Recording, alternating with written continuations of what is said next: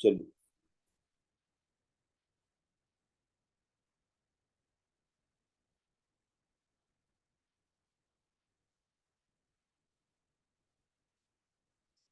आइए बच्चों, इसमें लेट्स बिगिन हमारा।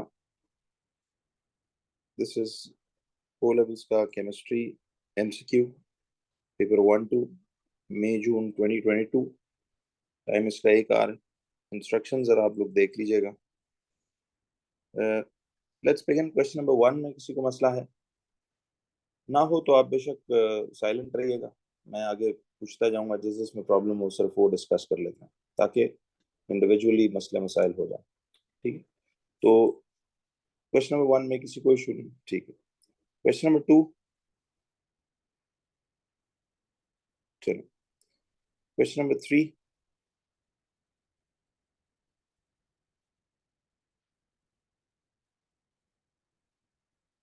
क्वेश्चन नंबर 4,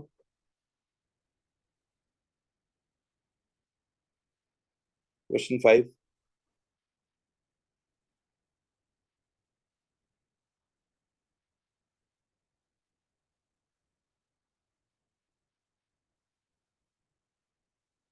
चलो क्वेश्चन नंबर 6। आप सब इधर ही हैं? जरा प्लीज प्रेजेंट का पहले यस कर दें मुझे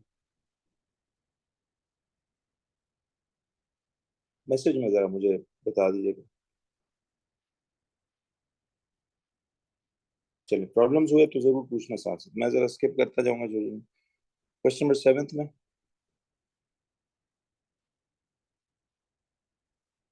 क्वेश्चन 8,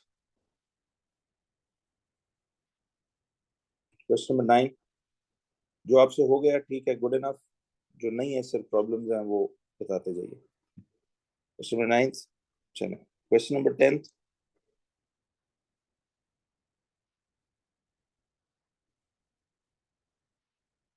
क्वेश्चन नंबर 11,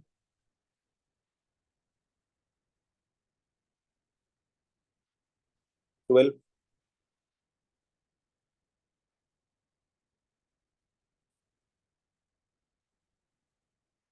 ये मैंने हर वो व्हाट्सएप मैसेज भी कर दिया। वैसे 25 अबव एमसीक्यूज में इज अ सेफ स्कोर, और 30-32 ऑड अबव पे आपका स्टार्ट स्टार्ट हो जाता है। जितने थ्रेशोल्ड्स आप अगर पीछे देखें ना, तो 25, 26, 27 पे आपका ए ग्रेड आ जाता है। क्वेश्चन नंबर 13 में मसला है, 12। चलिए, 12th क्वेश्चन कहता है, देखिए 12th में वो कह रहा है, कहता है aqueous silver nitrate AgNO3 reacts with aqueous potassium chromate 6 K2CrO4 to give a yellow precipitate। ठीक। अब वो कहता है कि सिल्वर नाइट्रेट है और पोटाशियम क्रोमेट 6 है, ये रिएक्ट करते हैं to give a yellow precipitate. What is the ionic equation for this reaction? देखिए, आपको ये सोचना है कि इसमें जो आयनिक इक्वेशन होती है, जरा आयनिक इक्वेशन वाली स्टोरी की बात आपको याद आनी चाहिए। कि आयनिक इक्वेशन की बात हम जब करते हैं, तो आप लोग को ये तो मालूम है ना कि आयनिक इक्वेशन क्रिएट कैसे की जाती है? सबको याद है आयनिक इक्वेशन का क्रिएट करने का तरीका क्या था?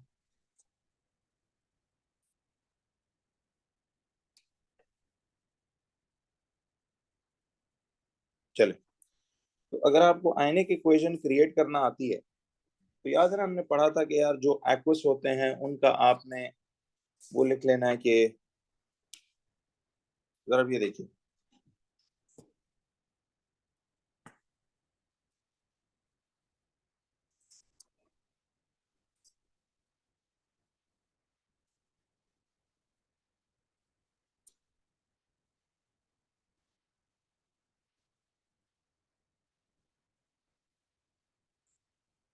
देखिए आपको एक्वस सिल्वर नाइट्रेट को कहता है रिएक्ट करवाना है पोटेशियम क्रोमेट 6 के साथ to give a yellow precipitate. अच्छा, प्रेसिपिटेट का मतलब है कि उसमें जो प्रोडक्ट बनेगा वो आपका सॉलिड हुआ करेगा। ठीक है। अब सवाल ये था कि आयनिक इक्वेशन में तो सबसे पहले याद रखें कि आयनिक इक्वेशन में एक तो रिएक्टेंट्स और प्रोडक्ट साइड, रिएक्टेंट साइड्स पे स्पेशली आपकी आयंस दिखनी चाहिए। रिएक्टेंट साइड पे क्या दिखना चाहिए आपको? आयंस नजर आनी चाहिए। तो ये तो एक सिंपल सी बात है कि देखिए प्रेसिपिटेट वो जो येलो बनेगा वो यहाँ से सिल्वर आयन, बेसिकली देखिए यहाँ से सिल्वर की Ag1 पॉजिटिव की एक्वस आयन वो जाकर, देखिए ये जो यहाँ की 1+ आयन है और इधर से नाइट्रेट है और इधर से पोटेशियम ये है और ये CrO4 करके जो आयन, ठीक है, क्रोमेट आयन जाहिर है 2 नेगेटिव होती है। तो ये बात आपको याद है ना कि सिल्वर की आयन जाहिर है जाकर के इस पोटेशियम आयन से जुड़ेंगी या जाकर क्रोमेट आयन से जुड़ेंगी? जरा बताना कि देखिए इसमें ये जो सिल्वर की आयंस है, ये सिल्वर की आयंस जाके व्हाट डू यू थिंक किस से जुड़ना चाहिए? सिल्वर अगर पॉजिटिव आयन है तो जाहिर है ये जाके क्रोमेट की नेगेटिव आयन से जुड़ेगा। प्रेसिपिटेशन याद है आपने, वो जो प्रेसिपिटेट्स फॉर्म करने वाले रिएक्शंस पढ़े थे, तो ये उसी से कुछ रिलेटेड चीज है। तो देखिए इसमें अब आपको नजर आ रहा है कि ऑप्शन ए तो इसलिए नहीं हो सकता कि ये आपको AgNO3, इस तरफ कोई आयंस है ही नहीं, है तो पूरे पूरे कंपाउंड्स उसने यूं लिखे हुए, तो पूरे पूरे कंपाउंड्स नहीं होते। आयनिक इक्वेशन कोडवर्ड है, आपने आयनिक इक्वेशन तलाश करनी है। तो आयनिक इक्वेशन के लिए जाहिर बात है कि ये silver ions silver ions silver ions ये यूं दिए हुए, ठीक है। और आपको कहता है कि जी नाइट्रेट आयंस, देखिए मुझे ये बताएं कि सिल्वर आयंस और नाइट्रेट आयंस और पोटेशियम आयंस और क्रोमेट आयंस, ये ऑप्शन बी भी तो, ये तो पूरा पूरा आपको वो रिएक्शन की आयंस तोड़ के दिखा रहा है, तो ये वाला भी तो नहीं हो सकता। प्रेसिपिटेट फॉर्मेशन में याद रखिए इसका कैटाइन और इसका एनाइन आपस में जुड़ेंगे सीधा सीधा, तो यहाँ से 2Ag1+ आ गया और ये आपके पास बनता है CrO4 2-। ये देखिए दोनों एक्वस एक्वस आयंस हैं और ये आपको बना रहा है सिल्वर। ये जो प्रेसिपिटेट बनेगा ना, येलो प्रेसिपिटेट इसमें, तो वो आपके पास देखिए इसमें ये जो बन रहा है Ag2CrO4। देखिए अब मुझे बताएं कि सिल्वर का चार्ज 1+ है और इसका क्रोमेट 6 का चार्ज CrO4 2- है, तो ये जब क्रॉस बेस होगा, जरा वैसे देखिए अब इसमें आपको या तो ऑप्शन सी है या डी है। देखिए इसको हमने यूं चेक करना है कि या तो ऑप्शन सी है या डी है, कि जिसमें अब ये सिल्वर आयंस है, ये CrO4 2- और ये Ag2CrO4 बन रहा है, या सिल्वर आयंस और CrO4 1- और AgCrO4। अच्छा अब एक चीज याद रखिए कि ये जो आपके पास क्रोमेट आयंस का चार्ज था, याद है, चाहे डाइक्रोमेट हो या चाहे नॉर्मल कोई भी क्रोमियम की कंटेनिंग आयन हो, तो उसका रेडिकल का चार्ज 2 नेगेटिव आपने लेना। तो अब मुझे ये बताइए कि ये अगर Ag2, ये सिल्वर 1+ होता है और CrO4 2- है, तो क्रॉस बेस होके ये क्या बनेगा? क्रॉस मल्टीप्लाई होके ये Ag2CrO4 Ag2CrO4 ही नहीं बनेगा? तो ये तो देखिए ना, इसमें ये करेक्ट कंपाउंड बन रहा है और सॉलिड भी है। तो ऑप्शन तो इसका सी बिल्कुल ठीक लग रहा है। डी क्यों मैंने रिजेक्ट किया? डी इसलिए रिजेक्ट किया कि देखिए ये सिल्वर आयंस हैं और ये CrO4 1- है ऊपर, एक तो ये आयन इसकी रॉन्ग है, दूसरा कंपाउंड जो है वो 2- वाली के साथ, जाहिर है फिर ये 2 चार्ज इधर आ जाएगा और 1 उधर जाएगा, तो सी बहरहाल इसका करेक्ट आंसर आ। ये बात जरा बताइएगा, समझ में आई आपको कि क्यों इसका सी ऑप्शन हम लगा रहे हैं? इसलिए लगा रहे हैं कि ये जो आपके पास CrO4 है, इसका चार्ज याद रखिए 2- होता है। हमने तो देखिए जो डाइक्रोमेट की आयन पड़ी थी, उसको तो हमने पढ़ा था वो Cr2O7 2- है। तो क्रोमियम जब भी किसी रेडिकल में आए तो उसका आपने 2- चार्ज याद रखें। तो उस लिहाज से ये आपकी करेक्ट आयनिक इक्वेशन ये सी वाली है कि ये 2 silver ions plus chromate 6 ions forms yellow precipitate, ये वाला। जरा ये नो करना जिसका प्रॉब्लम हुआ करे। 12th का सी ऑप्शन इसका आंसर बनता है। लेट्स चेक कि ये 12th का सी ही दे रहा है कि नहीं। ये देखिए 12th का सी ऑप्शन बिल्कुल दुरुस्त है।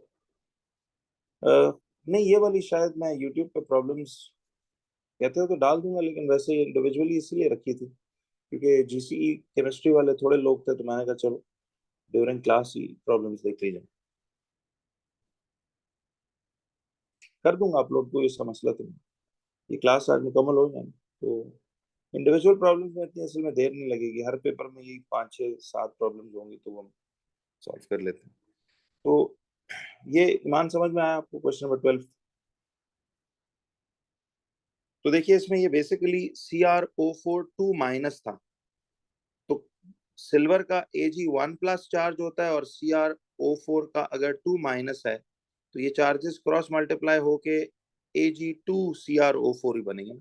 तो आयनिक इक्वेशन में वैसे भी देखिए रिएक्टेंट साइड पे आयंस ही होती हैं, और आयनिक इक्वेशन में इसका पॉजिटिव आयन इसके नेगेटिव आयन से जुड़ता है, ठीक है। और वो जो स्पेक्टेटर आयंस होते हैं पोटेशियम और नाइट्रेट जो जुड़ेगा वो तो एक्वस सॉल्ट है, वो तो वैसे ही आयंस कट जाते हैं।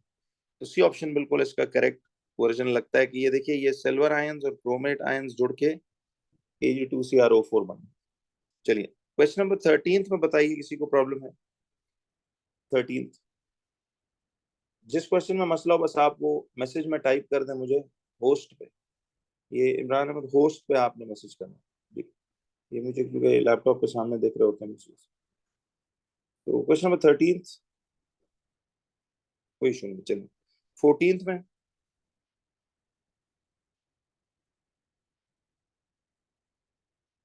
क्यों जी, चलिए 14 वाला क्वेश्चन नंबर लिख दिया करें जरा साथ, ताकि पता हो मैं किसका आप बता रहे हैं। जैसे Q14 Q13 ये करके लिख, तो मुझे ये 14 कह रहे हो ना। चले 14 में बच्चों कहता है, देखिए वो कहता है कि what contains the greatest mass of solute, what contains the greatest mass of solute. वो कहता है कि इन चारों में से किस में ग्रेटेस्ट मास ऑफ सॉल्यूट। जरा देखिए ऑप्शन ए में 100 cm³ ऑफ 1 मोल पर DM³ सोडियम हाइड्रो ऑक्साइड, ठीक है। आपको उसने 100 cm³ ऑफ 1 मोल पर DM³ सोडियम हाइड्रो ऑक्साइड दिया हुआ, या 500 cm³ of 0.05 mole sulphuric acid, या 1 DM³ ऑफ 0.1 मोल पर DM³ पोटेशियम हाइड्रोक्साइड, या 2 DM³ of 0.1 mole hydrochloric acid. अच्छा, अब जरा सवाल ये है, कहता है कि what contains the greatest mass of solute. तो हम लोग इसमें ये देखते हैं, देखिए ग्रेटेस्ट मास ऑफ सॉल्यूट, बात यह है कि सॉल्यूट कहते हैं उस चीज को जो ऊपर से, देखिए एक आपने पढ़ा हुआ है, एक तो इधर सॉल्वेंट होता है, ठीक है, सॉल्वेंट वो लिक्विड है जो हमने नीचे रखा हुआ है, और ऊपर से सॉल्यूट, सॉल्यूट वो सॉलिड होता है जो हम ऊपर से ऐड करते हैं, और सॉल्यूट जो है अल्टीमेटली इस सोल्यूशन सॉल्वेंट में डिसॉल्व होता है टू फॉर्म अ सोल्यूशन, ठीक। तो अब इसमें मिसाल के तौर पे ऑप्शन ए में ये सोडियम हाइड्रोक्साइड सॉल्यूट है, इसमें सल्फ्यूरिक एसिड सॉल्यूट है, इधर पोटेशियम हाइड्रोक्साइड, इधर हाइड्रोक्लोरिक एसिड। तो सॉल्यूट वो चीज होती है जो लेसर क्वांटिटी में ऊपर से हम उस सॉल्वेंट के अंदर डालते हैं, ठीक। अच्छा, अब सवाल ये था कि किस में कहता है ग्रेटेस्ट मास ऑफ सॉल्यूट। तो 100 cm³ ऑफ 1 मोल पर DM³ सोडियम हाइड्रोक्साइड। देखिए बात ये थी कि ग्रेटेस्ट मास ऑफ सॉल्यूट निकालने के लिए आपको सबसे पहले, अब इधर ना कुछ एक सीक्वेंस आपने फॉलो करना है जो क्विकली आपको मालूम होना चाहिए। देखिए ये आपको वॉल्यूम दिया हुआ है और ये कॉन्सेंट्रेशन है। इफ यू लुक तो this is volume and this is concentration. तो जरा ऑप्शन ए में मैं आपको एक ऑप्शन का बता देता हूँ तरीका, सब में फिर वही तरीका लगेगा और क्विकली हम कैलकुलेट आउट करके ये निकाल देंगे। लेकिन मेरी सजेशन है इस टाइप के सवालात ना जिसमें कैलकुलेशन इन्वॉल्व है वो आप सेकंड राउंड में करो। पहले राउंड में आप जरा सिंपल थ्योरेटिकल टाइप करके सवालात, ताकि टाइम एंड पे आपको ज्यादा बचे उसमें फिर हम कर सकें, और साथ साथ वो बबल शीट पे शेडिंग वाला काम भी आपने लाजमन करना, ठीक है जी। तो अब वो कहता है कि what, see it says what contains the greatest mass of solute। तो आपको ए ऑप्शन में दिया हुआ है 100 cm³ ऑफ 1 मोल पर DM³ सोडियम हाइड्रोक्साइड। देखिए इस हर ऑप्शन के लिए ना आपको स्टेप 1 में क्या ढूंढना पड़ेगा, आप सबसे पहले देखिए वो फॉर्मूला लगाएं, concentration is equal two moles upon volume. याद है इसमें वॉल्यूम को DM³ में चेंज करना मत भूलिएगा, याद आया। तो अब आपको कॉन्सेंट्रेशन जो है वो कितनी गिवन है, कॉन्सेंट्रेशन आपको दी हुई है 1.00 मोल्स पर DM³। मोल्स आपने तलाश करने हैं, अपॉन वॉल्यूम क्या है। अब देखिए वॉल्यूम आपके पास इधर 100 cm क्यूब है, तो 100 cm क्यूब को डीएम क्यूब में चेंज करें तो ये आता है 0.1 DM cube.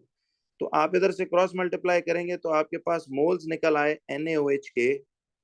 C moles of NaOH, ये देखो ना, आप सोडियम हाइड्रोक्साइड के मोल्स निकाल रहे, तो मोल्स ऑफ NaOH आपके पास निकल आए 0.1। अच्छा, अब आपके पास मोल्स जब निकल आए 0.1, now the next step should be कि जब मोल्स आपके पास 0.1 निकल आए तो अब आपने स्टेप 2 में इसमें क्या करना है कि देखिए स्टेप 2 में अब आपने moles equal to mass over c mass over mr, ये जो फॉर्मूला था moles equals mass upon mr, तो अब देखिए इसमें मोल्स हमारे पास आए हुए हैं 0.1, मास हमने तलाश करना है अपॉन mr जो है। अब देखिए NaOH का mr कैसे निकालेंगे, इसलिए मैं कह रहा था देखिए फर्स्ट 20 एलिमेंट्स के वो मैसेज याद करना जरूरी है। ये सोडियम का 23, ऑक्सीजन का 16 है और OH का 1। तो आप जरा इधर से ये निकाल के देख लीजिए कि देखिए mr, अब मैं NaOH का निकालता हूँ, तो ये 23 इंटू 1 प्लस ऑक्सीजन का 16 इंटू 1 प्लस हाइड्रोजन का 1, तो ये आ जाएगा 40। तो mr इसका 40 निकल आया।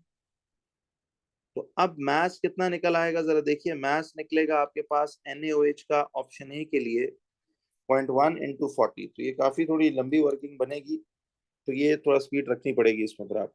तो 0.1 इंटू 40 ये आ जाएगा आपके पास 4 ग्राम्स। तो चेक कीजिए, देखिए ऑप्शन ए में आपके पास इसका निकलेगा फाइनल 4 ग्राम्स। अच्छा, अब जरा क्विकली कैलकुलेट आउट करते हैं कि ये 500 cm क्यूब है, ये 0.05 मोल्स पर डीएम क्यूब है। तो देखिए 500 cm क्यूब को तो आप ले लोगे 0.5। देखिए एक जनरल स्टैंडर्ड अब क्विक तरीका क्या होगा कि आपने वॉल्यूम को और कॉन्सेंट्रेशन को आपस में मल्टीप्लाई करना है, वॉल्यूम और कॉन्सेंट्रेशन को मल्टीप्लाई करना है तो मोल्स निकल आएंगे। तो अब इसके स्टेप 1 में देखिए वॉल्यूम को और कॉन्सेंट्रेशन को मल्टीप्लाई करें तो सल्फ्यूरिक एसिड के मोल्स आ जाएंगे। तो ये आएगा 0.5 इंटू 0.05। तो देखो ना, ये वॉल्यूम को तो मैंने 0.5 डीएम क्यूब लगा लिया और कॉन्सेंट्रेशन 0.05 है, तो ये आपके पास बन जाएगा 1/40 यानी 0.025। अब 0.025 मोल्स हैं इसके सल्फ्यूरिक के, ठीक है, 0.025 मोल्स ऑफ H2SO4, ये बी ऑप्शन का मोल्स पहले स्टेप से निकल आएंगे। वर्किंग समझ आ रही है ना? तो अब इस फॉर्मूला में आप पुट करो, तो अब देखिए मोल्स के जवाब को और उसके mr को आपस में मल्टीप्लाई करना है तो मास निकल आएगा, यानी मोल्स और mr को मल्टीप्लाई करना। तो आपके पास मोल्स इसके आए हुए हैं, अब सल्फ्यूरिक का mr निकालते हैं। वो आपको पता है कि हाइड्रोजन का 1 इंटू 2 प्लस सल्फर का 32 इंटू 1 प्लस ऑक्सीजन का 16 इंटू 4। बच्चों ये बात है तो पता ना, अब जो बेसिक्स है mr कैसे निकालते हैं वो सारा कुछ। तो H2SO4 का mr जो निकल आया, दैट mr इज 98। तो आपने अब मोल्स, इस मोल्स और इन mr को, मोल्स और mr को आपस में मल्टीप्लाई करना है। तो 0.025 इंटू 98, तो 0.025 इंटू 98 ये आएगा 2.45 ग्राम्स।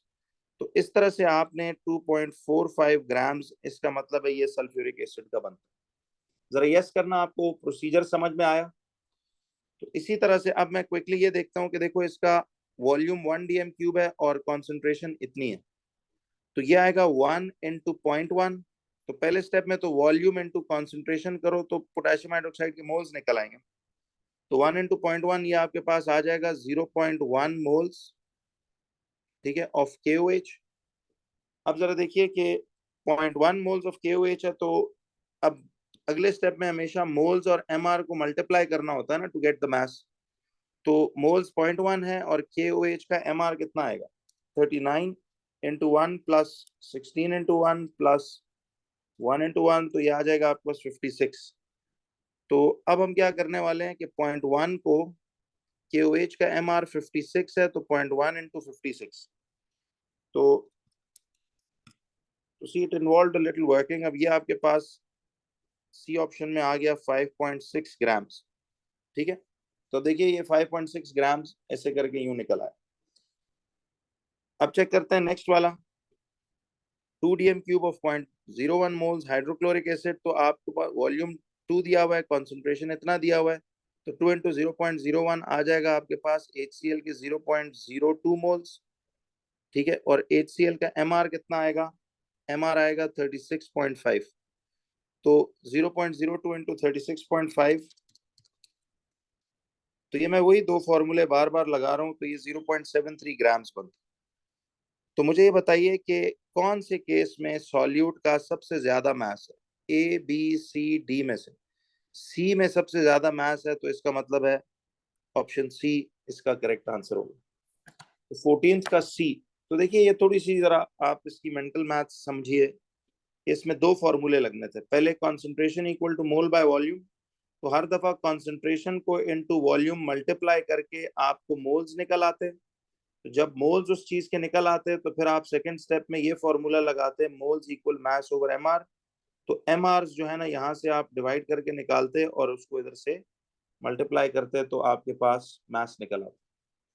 तो मुझे बताइए 14th का सी बिल्कुल क्लियरली समझ में आया? तो लेट्स चेक, 14th का आपका वाकई में बिल्कुल सी ऑप्शन ही होना चाहिए। अच्छा, जरा बताइए जी, क्वेश्चन नंबर 15th में किसी को मसला है?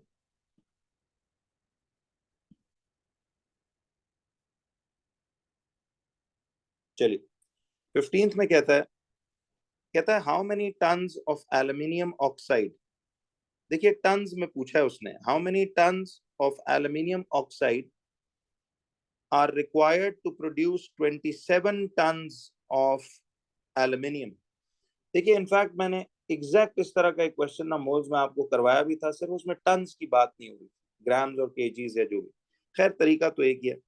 अब वो कहता है कि how many tons of aluminium oxide. याद हमने एक मोल्स में कॉन्सेप्ट किया था कि कैसे एक कंपाउंड के अंदर से एक सिंगल कोई एलिमेंट का मास या अमाउंट कैसे ढूंढी जाती है। तो ये आपको भी मैं करूंगा तो तरीका देखिएगा, याद भी आ जाएगा। अब सबसे पहले तो देखिए बच्चों, उसने कहा how many tons of aluminium oxide, तो इसमें यूनिटरी जो लगेगा, हमें मास ऑफ एल्यूमिनियम ऑक्साइड ढूंढना है ना। उसने कहा ना कि how many tons of aluminium oxide, तो मास ऑफ एल्यूमिनियम ऑक्साइड को राइट पे रखेंगे। कहता है are required to produce 27 tons of aluminium. तो मुझे बताइए कि 27 टन्स ऑफ एल्यूमिनियम का मतलब है कि मास ऑफ एल्यूमिनियम ये इस तरफ आ जाएगा। ये स्टैंडर्ड तो याद है ना कि कैसे आपने जो चीज ढूंढनी है उसको कहाँ प्लेस करेंगे, राइट साइड पे, और जो ढूंढनी है जो गिवन है वो इधर। तो उसने पूछा how many tons of aluminium oxide, तो मैंने मास ऑफ एल्यूमिनियम ऑक्साइड को राइट पे रखा। Are required to produce 27 tons of aluminium, तो मास ऑफ एल्यूमिनियम मैंने इस तरफ रख लिया, क्योंकि 27 टन्स ऑफ एल्यूमिनियम का मतलब है मास ऑफ एल्यूमिनियम गिवन है। अच्छा, अब सबसे पहले तो आप मुझे ये बताइए कि एल्यूमिनियम ऑक्साइड का एमआर कैसे निकालेंगे। देखिए एल्यूमिनियम ऑक्साइड का एमआर जो है ये कैसे निकलेगा कि एल्यूमिनियम इज 1327 और ऑक्सीजन का 16 है, तो ये आएगा 27 इंटू 2 प्लस 16 इंटू 3। तो 27 इंटू 2 प्लस 16 इंटू 3, ये आएगा आपके पास 102। ठीक है जी, ये 102 ग्राम्स है। अच्छा, अब सवाल जरा गौर से देखें, मुझे बताएं, देखें 27 इंटू 2 बेसिकली बनता है ये 54, और प्लस 16 इंटू 3 ये बनता है 48, ऐसे ही है। अब देखो ये तो एल्यूमिनियम का टोटल मास है और ये ऑक्सीजन का है ना। देखिए एल्यूमिनियम टोटल 27 इंटू 2 से मिल रहा है, यानी इस कंपाउंड में 54 ग्राम्स ऑफ एल्यूमिनियम है और 48 ग्राम्स ऑफ ऑक्सीजन है। तो फिर इस कंपाउंड के पूरे एक मोल का मास 102 ग्राम्स है। चले मैं इधर लिखने के बजाय इसको यहाँ लिख लेता। अच्छा, अब कुछ स्टैंडर्ड आपको समझ में आ रहा है? जरा वैसे टाइप करके मुझे लिख के बताइए स्टैंडर्ड क्या बनेगा इसमें, कि कितना मास ऑफ एल्यूमिनियम बनता है बाय कितना मास ऑफ एल्यूमिनियम ऑक्साइड। इधर से स्टैंडर्ड हम यूनिटरी का कैसे ढूंढेंगे? याद आया कुछ? बिल्कुल सही। देखिए क्या मैं ये कह सकता हूं कि 54 ग्राम्स ऑफ एल्यूमिनियम प्रोड्यूस हो रहा है, यानी 54 ग्राम्स ऑफ एल्यूमिनियम प्रोड्यूस किया जा सकता है by 102 grams of aluminium oxide. क्या हम ऐसे ही नहीं लिखेंगे कि 54 ग्राम्स ऑफ एल्यूमिनियम अगर 102 ग्राम्स ऑफ एल्यूमिनियम ऑक्साइड से बन रहा है, तो देखो एल्यूमिनियम के भी मास का जिक्र, एल्यूमिनियम ऑक्साइड के भी मास का जिक्र। तो अगर 54 ग्राम्स ऑफ एल्यूमिनियम प्रोड्यूस किया जा रहा है by 102 grams of aluminium oxide, तो फिर इसी लिहाज से 27 टन, 27 टन कितना बनता है बच्चों? जरा एक मिनट ये देखें। देखिए 27 टन का मतलब ये है, 27 टन सबसे पहले तो आप केजीज में चेंज करें। मुझे बताएं 27 टन कितने केजीज होता है? एक टन में याद है 1000 केजी होता है। अगर 1 टन इज 1000 किलोग्राम्स, तो 27 टन तो फिर 27,000 किलोग्राम्स हो गया ना। और क्या हमें आगे फिर इस 27,000 किलोग्राम्स को फर्दर ग्राम्स में चेंज नहीं करना चाहिए? देखिए अब 27,000 किलोग्राम्स को ग्राम्स में फर्दर चेंज करना है, तो ये आएगा 27,000 के साथ आपको 3 जीरोस और लगाने पड़ेंगे। ये मैं इसलिए देखिए पहले इस 27 टन को कन्वर्ट कर रहा हूँ केजीज में और फिर फर्दर ग्राम्स में, क्योंकि हमने ऊपर स्टैंडर्ड ग्राम्स में लिया हुआ। ठीक है, तो बाद में एंड पे ठीक है दोबारा टन्स में चेंज कर देंगे, क्योंकि उसने हाउ मेनी टन्स मांगा। तो आपको ये समझ आई बच्चों कि अगर 54 ग्राम्स ऑफ एल्यूमिनियम प्रोड्यूस हो रहा है from 102 grams of aluminium oxide, तो फिर मुझे बताओ कि ये जो 27 मिलियन ग्राम्स है एल्यूमिनियम का, देखो ना ये 27 टन ऑफ एल्यूमिनियम का मतलब इतने ग्राम्स ऑफ एल्यूमिनियम। तो फिर हम बोलेंगे कि यार ये 27 मिलियन ग्राम्स ऑफ एल्यूमिनियम के लिए फिर कितना ग्राम्स ऑफ एल्यूमिनियम ऑक्साइड चाहिए होगा? तो क्या ये एक्स आप निकाल सकते हैं? ये आएगा आपके पास 54x is equal to 27,000,000 into 102। ठीक है, तो ये x का जवाब कितना आएगा फिर आपके पास? ये आएगा 27,000,000 into 102 equal to this divided by 54। तो ये आपके पास आ जाएगा 51 मिलियन। देखिए इसका आंसर आ रहा है 51 मिलियन ग्राम्स। लेकिन उसने कहा हाउ मेनी टन्स, तो क्या वापस इसको पहले केजीज में चेंज कर लेते हैं? केजीज में चेंज करेंगे तो ग्राम्स टू केजीज में जाने से डिवाइड बाय 1000 करो वहीं से, तो ये आएगा 51,000 केजी। ठीक है, 51,000 केजी। और फिर इसको दोबारा से टन्स में चेंज करना है तो डिवाइड बाय अनदर 1000 करो, तो ये आएगा 51 टन्स। तो इसका मतलब है कि ये 15th का ऑप्शन बी, ये करेक्ट आंसर बी बनना चाहिए। जरा यस नो करो आप लोग भी, इसको बेशक कॉपी कर लें इफ यू वांट। क्लियर हुआ ये? प्रॉब्लम्स कोशिश करो यहीं पे आज क्लियर कर लेते हैं, ताकि फिर कोई इशू रहे ना। बाकी प्रैक्टिस तो उम्मीद है आप लोगों ने की होगी खुद भी। ठीक है, अच्छा जीसी से मतलब इसका मतलब है सिर्फ 7-8 लोग अपेयर कर रहे हैं। शामिल बैठा हुआ है क्लास में, क्योंकि उसको मुझे याद है जीसी से दे रहा था। सुबैब भी है, मुसब भी है, इमरान है, और कौन है भी, इमाद भी जीसी से गया है। अच्छा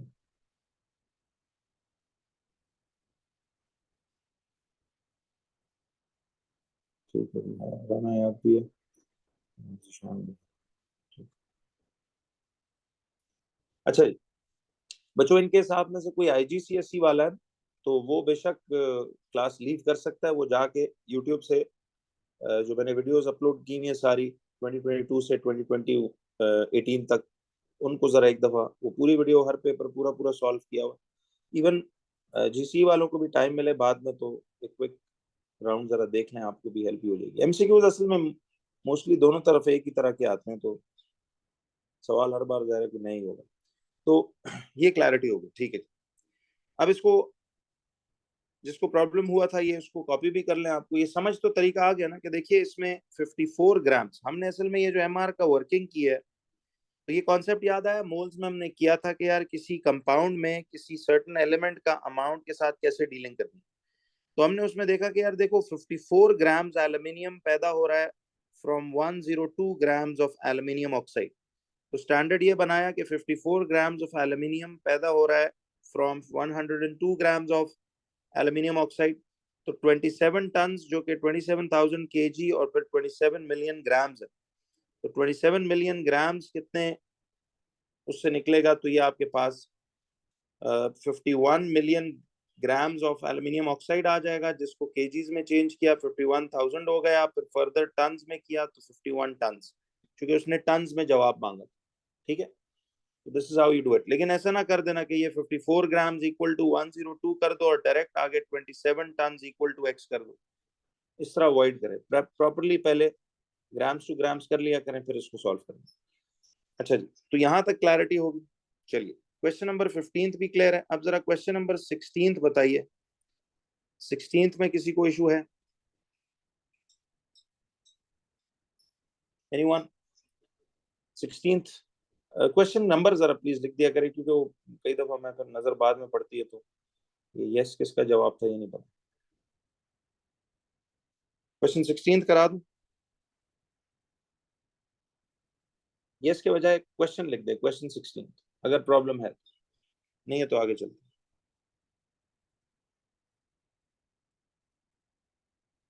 चलिए क्वेश्चन नंबर 17।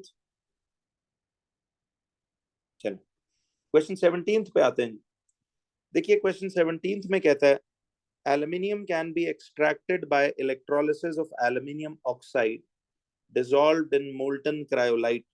वो पूरा प्रोसेस आपको बच्चों याद है?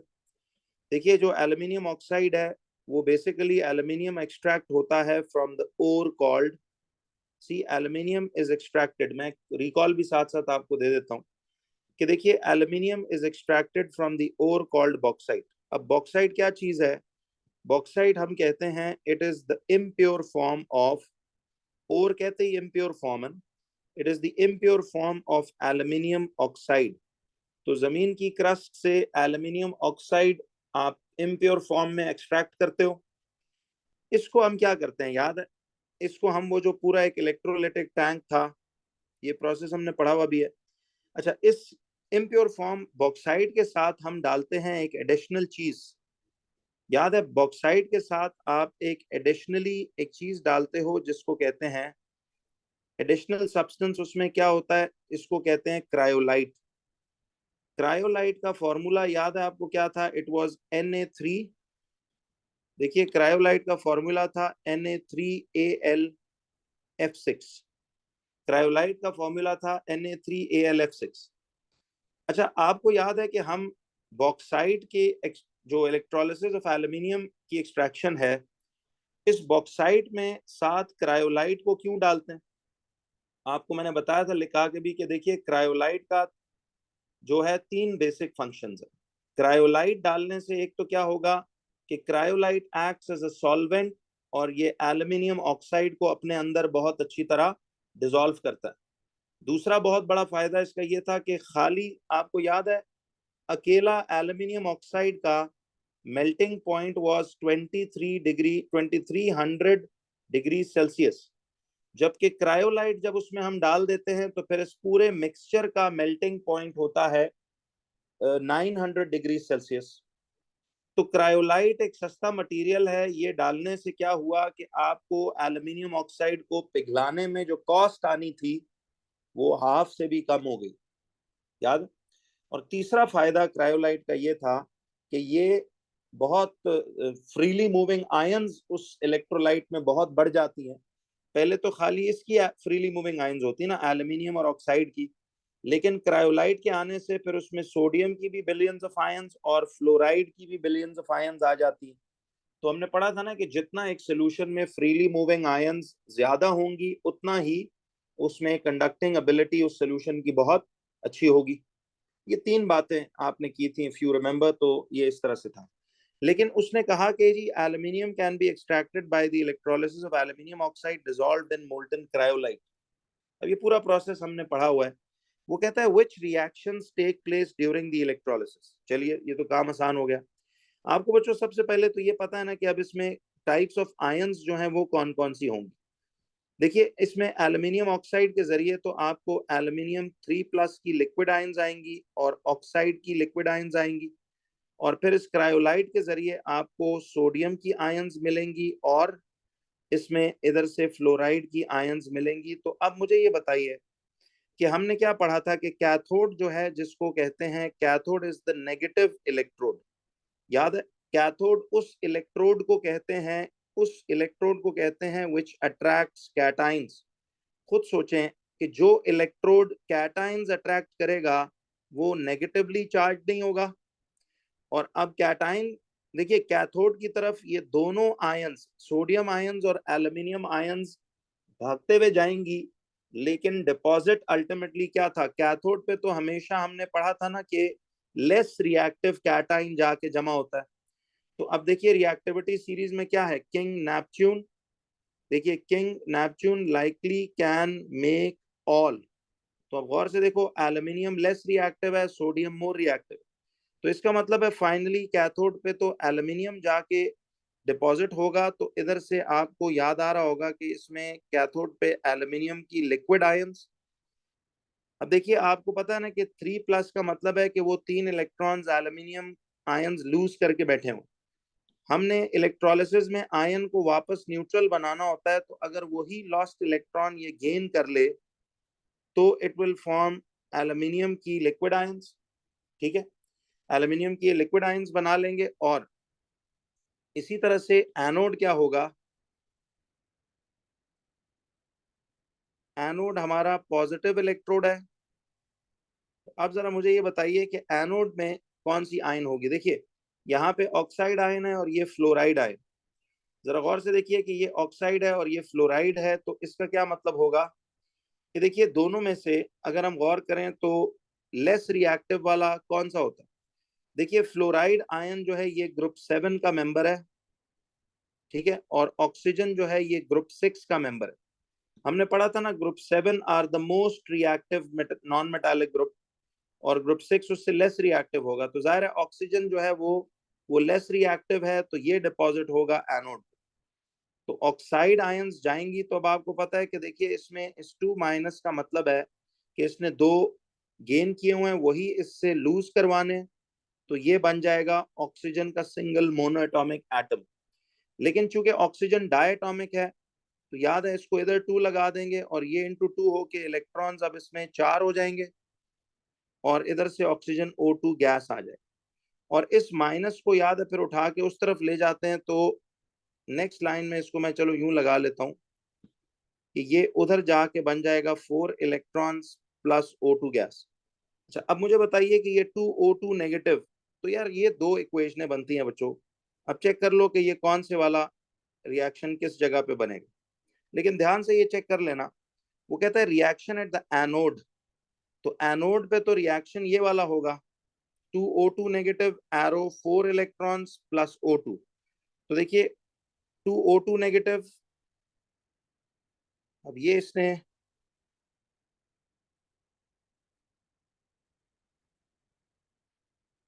अच्छा ये इसने एक थोड़ी सी गड़बड़ यहाँ की हुई है।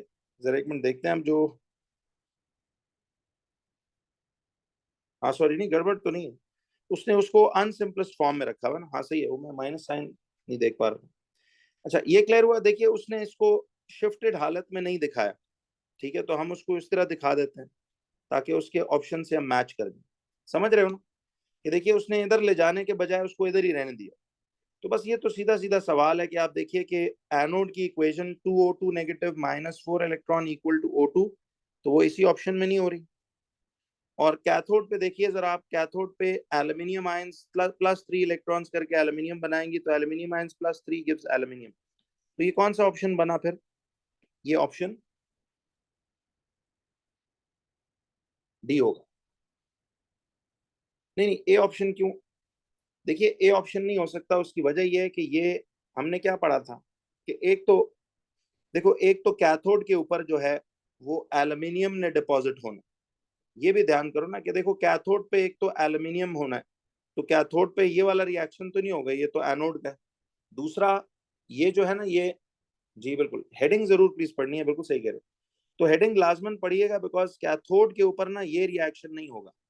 प्लस ये रिएक्शन देखिए उसकी फाइनल शक्ल भी नहीं है, फाइनल शक्लें लिखनी है। डायटोमिक वालों की याद है, हमने इंटू 2 करके जो हालत बनेगी वो वाली हालत, फाइनल हालत लिखनी।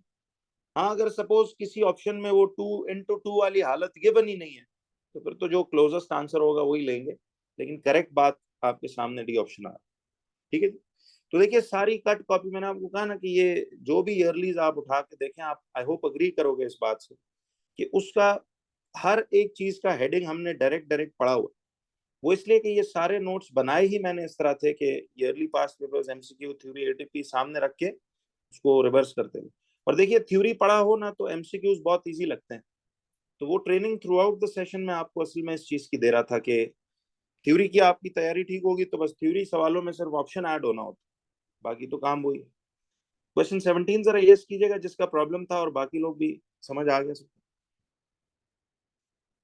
चलिए क्वेश्चन नंबर जिसका स्पेशली प्रॉब्लम हो प्लीज वो जरूर मुझे जरा यस कर दिया करें। बिल्कुल ठीक है, ताकि मुझे तसल्ली हो कि आपको क्लियर होगा। क्वेश्चन नंबर 18 में मसला है किसी को? चलें क्वेश्चन नंबर 19। चलें 19 पे आते हैं जी। 19 में कहता है कि what is the correct balanced equation. ठीक है, व्हाट इज द, लेकिन पिछले का मैं आपको जवाब भी चेक करा लूं जरा। आपके पास तो खैर जवाब सामने है, तो वैसे आपकी तसल्ली के लिए कह रहा हूँ। 17 का डी, तो देखिए 17 का डी ऑप्शन ये आपके पास आ गया। ठीक है, चलिए क्वेश्चन नंबर 19 में आप कह रहे हो जी, कहता है जी कि what is the correct balanced equation and enthalpy change delta H. Enthalpy change याद है हम किसको कहते थे? डेल्टा एच को ही कहते थे for the complete combustion of butanol. कहता है ब्यूटेनॉल की कंप्लीट कंबस्शन। पहले तो आपने कहता है what is the correct balanced equation. देखिए butanol, complete combustion of butanol, आपने अब ये भी इवन याद है ऑर्गेनिक्स में या वो उसमें प्रैक्टिस की हुई है।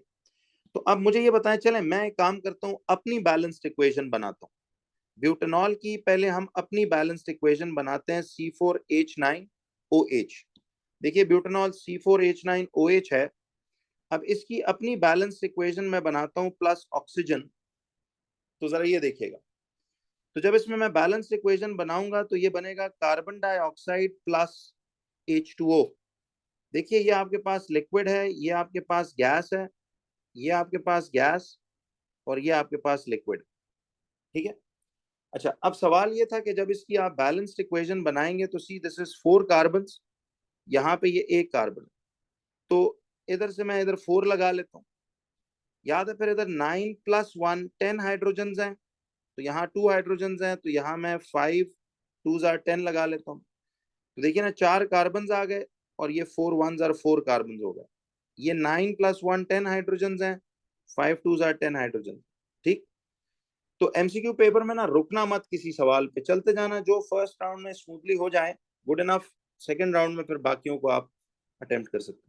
खैर अब देखिए इसमें मैंने आपको एक चीज बताई थी कि इस तरफ देखिए बच्चों 4 2 जार 8 कार्ब ऑक्सीजन ये वाले, एंड 5 1 जार 5 ये वाले, तो 8 + 5 यानी दिस इज 13।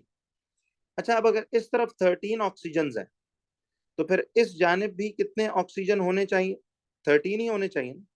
याद है मैंने आपको एल्कनॉल्स और एल्कनोइक एसिड की कंबस्शन की बैलेंसिंग में एक टिप बताई थी कि जितने ऑक्सीजन इस तरफ हैं अब, इतने ही ऑक्सीजन इधर भी होने चाहिए। अब 13 ऑक्सीजन में से एक ऑक्सीजन तो ये ले उड़ा, याद है, जरा यस करना। 13 में से एक ऑक्सीजन तो ये ले उड़ा ना, कितने रह गए? देखिए 13 टोटल होने चाहिए इस तरफ रिएक्टेंट साइड पे, तो अब 13 में से एक ऑक्सीजन जब ये ले उड़ा तो पीछे रह गए आपके पास 12। यस, 12 रह गए, तो फिर O2 को क्या करेंगे, इधर 6 लगाएंगे ना, ताकि 6 2 जार 12 हो जाए। तो आपने अब इधर 6 लगा के इसको बैलेंस करना। तो ईमान जरा बताइएगा ये क्लियर है? तो बैलेंसिंग तो हमारे पास ये थी कि 4 कार्बन 9 + 1 10 हाइड्रोजन, 5 2 जार 10 हो गए। फिर याद है इसमें ऑक्सीजन गिन लेते हैं, 4 2 जार 8 और 5 1 जार 5, तो 8 + 5 13 ऑक्सीजन इस तरफ हैं, तो 13 ऑक्सीजन इस तरफ होने चाहिए। 13 में से एक ऑक्सीजन, अच्छा अगर ये एल्कनोइक एसिड होता तो फिर उन टोटल ऑक्सीजन में से हम, याद है एल्कनोइक में तो 2 ओज होते हैं, वो 2 उड़ा के जो बचता फिर उसको इसके साथ बैलेंस करते। लेकिन यहाँ 13 में से एक ऑक्सीजन ये ले चुका है, तो पीछे 12 रह गए, और इस O2 को 12 कैसे बनाएं, into 6 करके। बिल्कुल सही। तो ये इसकी बैलेंस्ड इक्वेशन है, और देखिए ये लिक्विड है, ये आपके पास गैस होगा, ये भी गैस है, और H2O में एक गलती मैंने, सॉरी जल्दी में लिख दी इधर, ऑक्सीजन भी यहाँ, सॉरी H2O भी तो स्टीम फॉर्म में होता है ना, तो देखिए करेक्ट इक्वेशन तो ये वाली है, C4H9OH plus 6O2 arrow 4CO2 plus 5H2। तो देखो ये समझ आ रहा है, आप नोट्स में इवन जाके देखना, हमने देखो ये ब्यूटेनॉल की भी बैलेंसिंग की होगी। तो मैं पहले 5-6 एग्जांपल्स की इसीलिए करवाता होता हूँ कि चलो हर तरह का सवाल उसमें फिर कवर हो जाए। तो अब इसमें आपने ये देखना है कि C4H9OH एक लिक्विड है। देखिए स्टेट सिंबल्स तो सब ने उसने ठीक दी हुई है, ये भी गैस गैस गैस, तो स्टेट सिंबल्स में इसका मतलब है कि कोई ऑप्शन डिस्टिंक्ट नहीं होगा। तो अब चेक कीजिए कौन सा इस वाली से मैच करता है। तो C4H9OH plus 6O2 gives 4CO2 plus 5H2। और इधर ये दे रहा है C4H9OH 6O2 plus 4CO2 plus 5H2O। नहीं, ये इधर 4CO2, अच्छा ये तो दोनों ठीक दिया मैं इसने, बिल्कुल सही है। देखिए तो ऑप्शन सी और ऑप्शन डी फिलहाल इक्वेशन वाइज तो दोनों दुरुस्त हैं, लेकिन अब जो अगली बात डिस्टिंक्ट होगी, उसने कहा कौन सी करेक्ट बैलेंस इक्वेशन है और कौन सा करेक्ट एंथैल्पी चेंज है। बच्चों एक बात बताओ कि कंबस्शन जो होता है, हमने क्या पढ़ा था, कंबस्शन एक ओवरऑल एक्सोथर्मिक रिएक्शन है या एक एंडोथर्मिक रिएक्शन है। Yes, it is an overall exothermic reaction. Combustion में चूंकि एनर्जी रिलीज होती है ज्यादा, याद है energy released in bond formation of products is greater and compared to the energy absorbed in bond breaking of reactants। तो असल में अगर ये एक्सोथर्मिक है, ओवरऑल हमें पता है कंबस्शन कोई भी फॉर्म की हो, तो एक्सो का ओवरऑल डेल्टा एच हमेशा नेगेटिव नहीं हुआ करता। तो डेल्टा एच नेगेटिव तो इसी ऑप्शन में नहीं आ रहा, तो कंफर्म हो गया कि 19th का हमारा सी ऑप्शन होगा। जरा यस कीजिए, बिल्कुल पक्का क्लियर। चलिए देखिए, ये आपको याद है ना डेल्टा एच का जवाब क्या जवाब होता है। ये असल में वो जो मैंने आपको एक आईजी वालों के लिए मोलर कैलकुलेशंस बताई थी कि देखिए जो प्रोडक्ट्स का एनर्जी रिलीज्ड है, प्रोडक्ट्स बनाने में जो एनर्जी रिलीज हुई है और रिएक्टेंट्स में जो एनर्जी एब्जॉर्ब हुई है, उनका डिफरेंस 2676 है। यानी यूं कह लो कि इतनी एनर्जी बॉन्ड फॉर्मेशन में ज्यादा रिलीज हुई है कंपेयर टू एनर्जी एब्जॉर्ब। याद है, तो सी ऑप्शन इसका बिल्कुल दुरुस्त है कि देखिए सी और डी इक्वेशन वाइज तो दोनों ठीक थे, बट डी वाले ऑप्शन में तो डेल्टा एच उसका पॉजिटिव दिया हुआ है, जबकि एक्सोथर्मिक का डेल्टा एच नेगेटिव होना चाहिए। चलिए 20th क्लियर हो गया। सॉरी 20th में किसी को मसला है, एनीबडी? चलें 20th में प्रॉब्लम नहीं है जी। 21 में,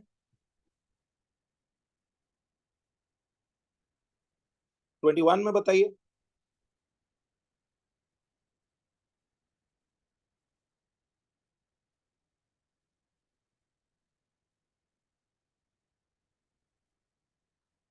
चलें 21 क्वेश्चन में कहता है, देखिए कहता है 25 cm³ of 1 mole per dm³ hydrochloric acid reacts with 10 grams of a solid। एक मिनट, सॉरी पिछले सवाल का मैं आपको जवाब भी कंफर्म करा लूं। आपके पास तो वैसे मार्क स्कीम के आंसर्स तो पड़े हुए हैं ना, वैसे देख भी लेना कुछ। 19th का सी ऑप्शन बिल्कुल दुरुस्त। ठीक है, क्वेश्चन नंबर 21 में जरा आप ये देखिए। अच्छा आप पूछ रहे हो कि जी why is it not part A in 21। ठीक है, देखते हैं। कहता है कि 25 cm³ of 1 mole per dm³ hydrochloric acid reacts with 10 grams of a solid to produce a gas। कहता है जी कि देखिए 25 cm³ of 1 mole per dm³ hydrochloric acid है। अच्छा मैंने आपको याद है एक बात बताई थी कि इस वॉल्यूम और इस कॉन्सेंट्रेशन गिवन होने का क्या मतलब है, कि इन अदर वर्ड्स हमारे पास HCl का जवाब देना क्या अवेलेबल है, इनडायरेक्टली क्या मौजूद है हमारे पास। जब भी वो किसी सब्सटेंस का बच्चों ये वॉल्यूम और कॉन्सेंट्रेशन देता है, तो इसका मतलब इन अदर वर्ड्स हमारे पास उस चीज के मोल्स अवेलेबल हैं। याद है, बिल्कुल सही है। तो चलो अब हम जहन में रखेंगे कि यार अगर हमें कभी HCl के मोल्स की जरूरत फिलहाल पड़ी तो इधर से हम निकाल सकते हैं। वो कहता है कि इतने मोल्स ऑफ HCl, यानी इतना वॉल्यूम ऑफ इतनी कॉन्सेंट्रेशन वाला HCl का मतलब है कि इसमें इतने मोल्स ऑफ HCl कहता है रिएक्ट करते हैं वो 10 ग्राम्स ऑफ अ सॉलिड कहता है ये रिएक्ट करते हैं with, they react with 10 gram of a solid to produce a gas. ठीक है जी, तो वो कहता है कि ये सारा रिएक्ट करता है with 10 gram of a solid to produce a gas. सवाल है, कहता है कि the solid is in excess. अच्छा, सॉलिड, ये जो 10 ग्राम्स वाला सॉलिड है, ठीक है, ये जो कह रहे हैं ना बच्चों के 10 ग्राम ऑफ अ सॉलिड, कहता है ये एक्सेस में है। अच्छा, क्या मतलब होता है इस बात का कि ये 10 ग्राम्स ऑफ द सॉलिड जो था, वो कहता है the solid is in access. Yes, इसका मतलब ये होता है कि देखिए, सॉलिड इन एक्सेस का मतलब होता है कि आपका ये HCl कौन है, फिर ये HCl पहले खत्म हो जाएगा, HCl फुली कंज्यूम हो जाएगा, और सॉलिड आपका कुछ अनरिएक्टेड बचेगा। देखिए, एक्सेस चीज का मतलब होता है कि सम सॉलिड, ये जो सॉलिड एक्सेस में था, some solid will remain unreacted in the end. ठीक है, कुछ सॉलिड इधर से अनरिएक्टेड बचेगा, यानी ये सॉलिड पूरी तरह रिएक्ट नहीं कर रहा, इसका कुछ पोर्शन बच जाएगा, लेकिन इसका मतलब है HCl जो है वो फुली रिएक्ट करेगा। तो जिस चीज को वो एक्सेस में कह रहा है, इसका मतलब है कि वो चीज फुली रिएक्ट नहीं करेगी, और जो HCl है इस केस में वो पूरी तरह कंज्यूम हो जाएगा, पूरी तरह वो कंज्यूम हो जाएगा। फिर आगे कहता है कि the graph labelled first experiment shows the volume of a gas produced over time. Graph P and Q show the volume of gas produced under different conditions। देखिए, ये Q वाला कहता है जो ग्राफ है, ये नॉर्मल जो पहला रिएक्शन हुआ है कि जिसमें इसने 10 ग्राम्स ऑफ इसके साथ रिएक्ट किया, तो कहता है the graph labelled first experiment, sorry, the graph labeled first experiment shows the volume of gas produced over time। ये जो फर्स्ट एक्सपेरिमेंट वाला है, सॉरी वो क्यों नहीं था, वो ये वाला है। ये वाला जो ग्राफ वो कह रहा है, ये आपकी इस एक्सपेरिमेंट का, फर्स्ट एक्सपेरिमेंट का ओरिजिनल ग्राफ। कहता है ये जो P वाला ग्राफ है और ये जो Q वाला ग्राफ है, ये और डिफरेंट कंडीशंस में इसी तजुर्बे को जब किया गया तो ये ग्राफ हासिल हुआ गैस प्रोडक्शन का। देखिए ना, इधर अब उसने volume of gas versus time का ग्राफ बनाया। ठीक है, आपने ये वो याद है ना, स्पीड ऑफ रिएक्शन में पढ़ा था कि जब भी किसी रिएक्शन में गैस प्रोड्यूस होती है विद टाइम, तो उसके ग्राफ की शक्ल ऐसी ही हुआ करती है कि इट इज लाइक दिस। जब फ्लैट हो जाए तो मतलब रिएक्शन मुकम्मल होगी। अच्छा, आपको याद है बच्चों, इस वॉल्यूम वर्सेस टाइम के रिएक्शन का ग्राफ का जो ग्रेडियंट होता है, वो इसकी क्या बताता है हमें? इस ग्राफ का ग्रेडियंट हमें क्या इधर स्पीड ऑफ रिएक्शन नहीं बताएगा? ये मैंने आपको नोट लिखवाया था ना कि इस वॉल्यूम वर्सेस टाइम ग्राफ का जो ग्रेडियंट है वो आपको इस रिएक्शन की रफ्तार बताएगा। तो अब वो कहता है, अच्छा वैसे बताइए, देखिए जो इस रिएक्शन में, ये जो आपने इस रिएक्शन में ये जो फर्स्ट एक्सपेरिमेंट किया है ओरिजिनल वाला, वो कह रहा है कि बताओ ये जो P और ये जो Q है, कहता है which changes in the conditions produce graphs P and Q। कहता है which changes in the conditions produce graphs P and Q if all other conditions are kept the same। if all other conditions are kept the same, तो जरा बता सकते हो फिर कि इसमें क्या क्या जवाब होगा?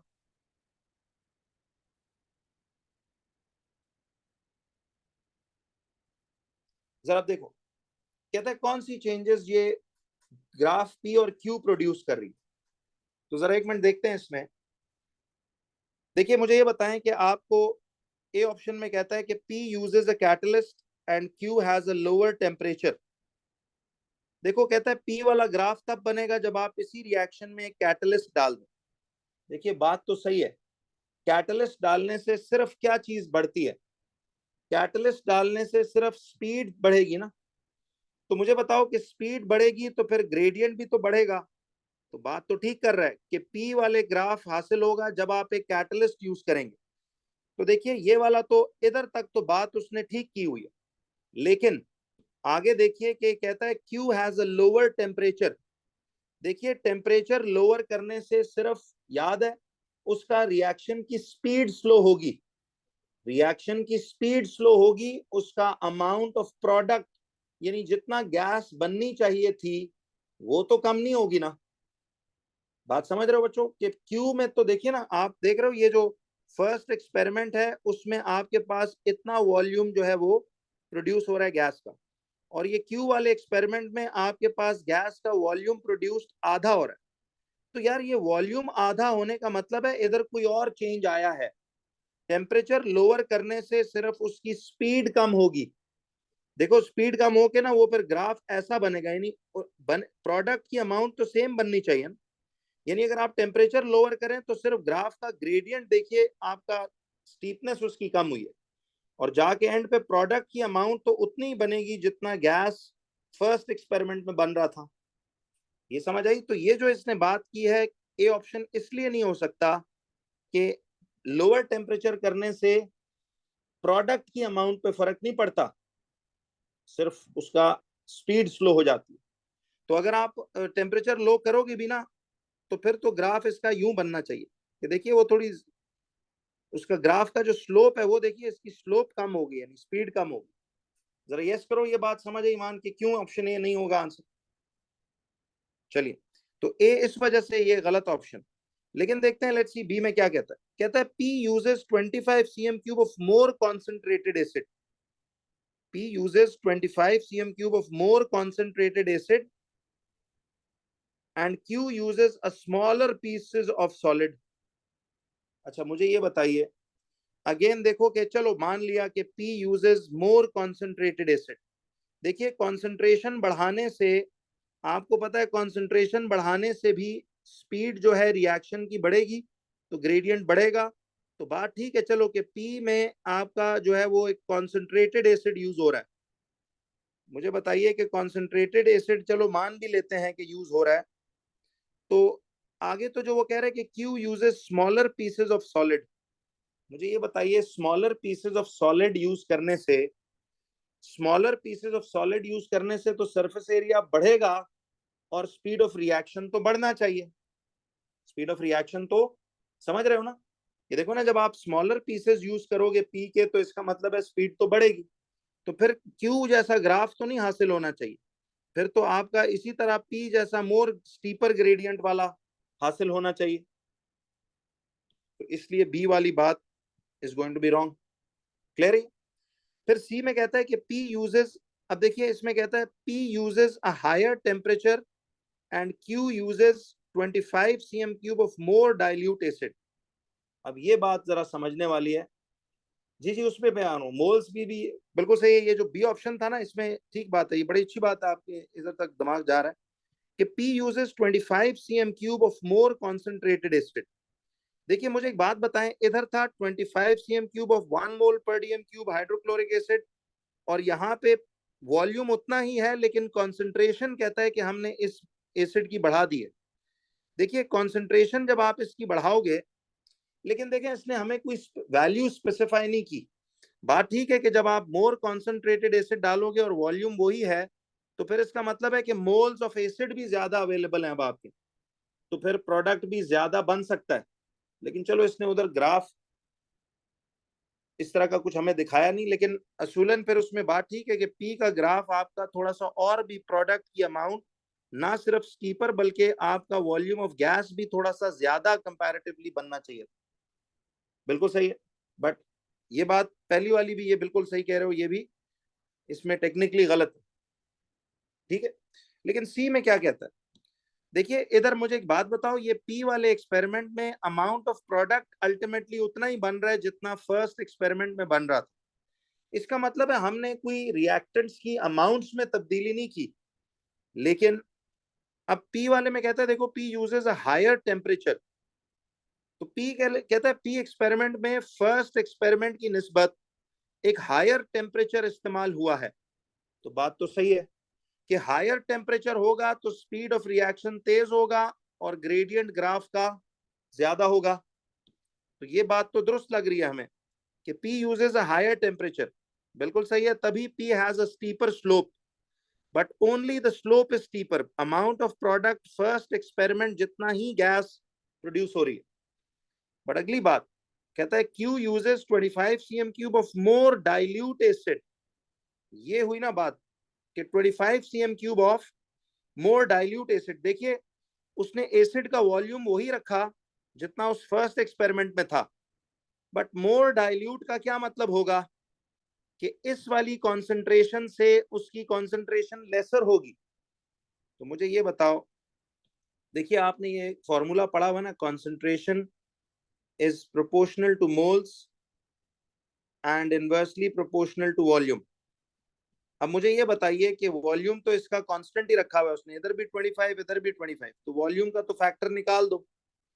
बच्चों बताइए, आपने अब जब इधर मोर डाइल्यूट एसिड लिया है, मोर इस कॉन्सेंट्रेशन से लेस कॉन्सेंट्रेशन यानी ली है, डाइल्यूट का ही मतलब होता है ना, तो कॉन्सेंट्रेशन अगर आपने लेस कर दी है तो बताओ मोल्स भी आपके लेस नहीं हो जाएंगे? कॉन्सेंट्रेशन लेस कर दी है तो मोल्स भी लेस नहीं हो जाएंगे?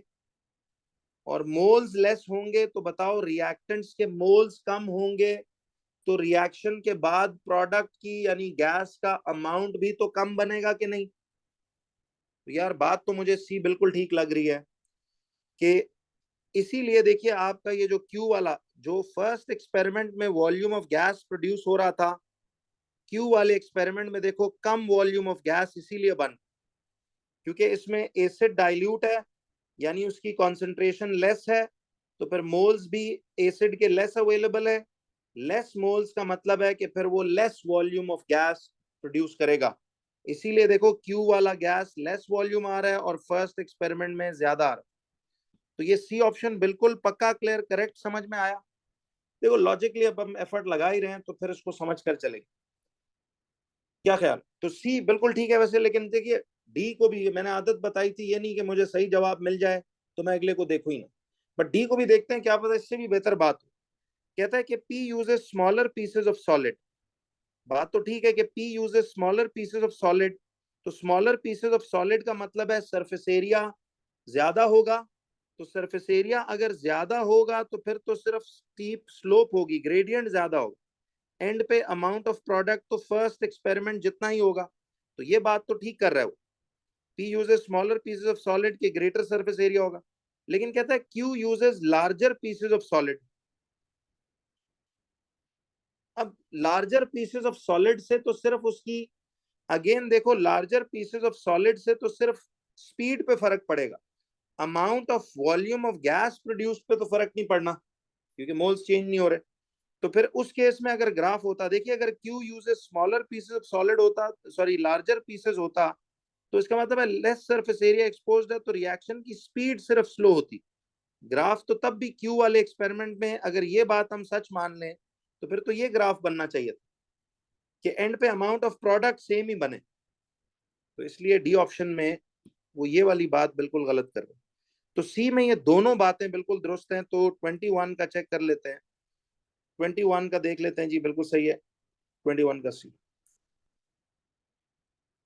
जी बिल्कुल ऐसे ही है जी, if the number of moles of the reactant that was in limiting factor, limiting reagent के मोल्स चूंकि उसने फुली कंज्यूम होना है ना, तो वो जो एक्सेस वाला है उसके मोल्स नहीं मैटर करते क्योंकि वो वैसे भी एक्सेस में, जो लिमिटिंग वाला है ना उसके मोल्स अगर बढ़ाओगे तो कंसंट्रेशन बढ़ाने से जाहिर बात है उसके मोल्स बढ़ेंगे और मोर प्रोडक्ट फॉर्म होगा, ठीक है जी, एंड वाइस वर्सा। 22 में मसला है किसी को?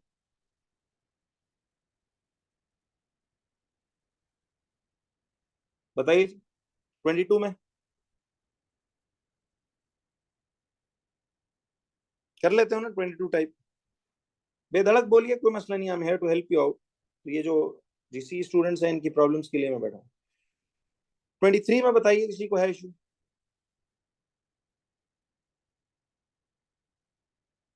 24th,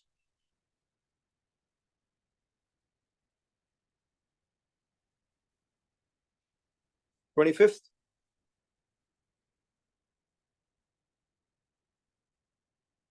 26, 26। चलिए जी 26 क्वेश्चन पे आते हैं कि अब वो ये इस सवाल में हमें क्या कहता है। देखिए 26 में कहता है three dilute solutions of acid each with a concentration of 0.01 mole per dm cube are reacted separately।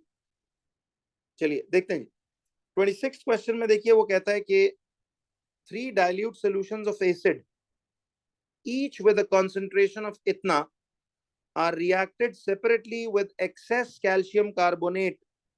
देखो फिर वो ये बात कर रहा है कि excess calcium carbonate का क्या मतलब है कि इन तमाम रिएक्शनों में कैल्शियम कार्बोनेट एक्सेस में है, यानी ये फुली रिएक्ट नहीं करेगा, इसका कुछ पोर्शन रिएक्ट कर जाएगा और बाकी अनरिएक्टेड बच जाएगा।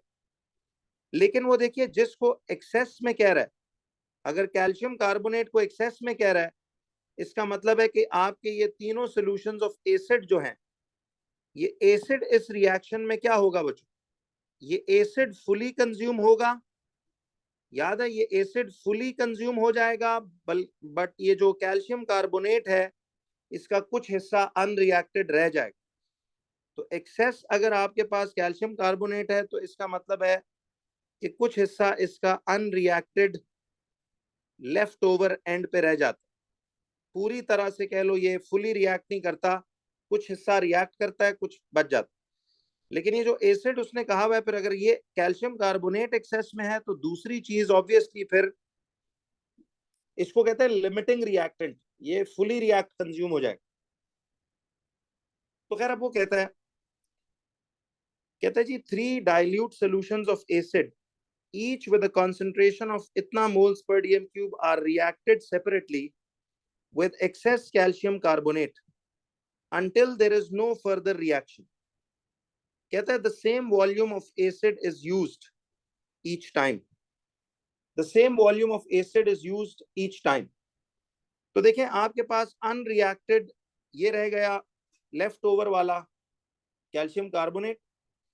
आगे कहता है the carbon dioxide produced is collected and its volume measured, all measurements are at room temperature and pressure.